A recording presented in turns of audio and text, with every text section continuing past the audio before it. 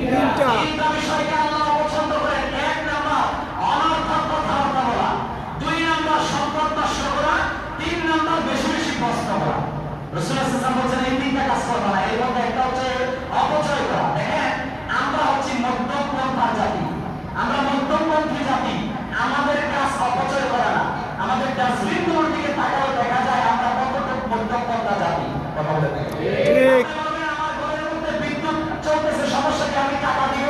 আর ভাই সমস্যা নাই, আজকে আছে, কালকে যে আপনার থাকবে এটার কি গ্যারান্টি আছে?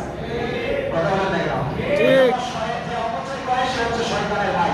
সম্মানিত উপস্থিতি, যে অপচয় করে তার জীবন থেকে আল্লাহ রাব্বুল আলামিন বরকত শূন্য করে দেন তাকে। যে অপচয় করে আল্লাহ রাব্বুল আলামিন তার জীবন থেকে বারাকা দূর করে দেন। এজন্য সরকার থেকে আমাদেরকে বলা হচ্ছে অপচয় রোধের জন্য না, আমরা সরকারের কথা মানার জন্য করব না। ইসলাম আমাদেরকে বলছে সব ধরনের অপচয় থেকে নিজেকে হেফাজত করার জন্য। এই 5টা প্রশ্ন আকারে আল্লাহ পাকের এর মধ্যে সম্পদ কিভাবে ব্যয় করেছেন, সেজন্য আমি আপনাদের প্রতিনিয়ত আহ্বান করব, যেহেতু গভর্নমেন্ট থেকে আমাদেরকে বলতে বলা হয়েছে, সেটা আমরা যেন প্রত্যেকে অপচয় হলে, এটা বিদ্যুৎ হোক, এটা গ্যাস হোক, এটা জীবন পরিচালনা করার ক্ষেত্রেও আমরা প্রত্যেকে অপচয় হলে সকলেই সচেষ্ট থাকবো। সবাই বলি ইনশাআল্লাহ। আমাদের দেশকে আমরা সবাই ভালোবাসবো।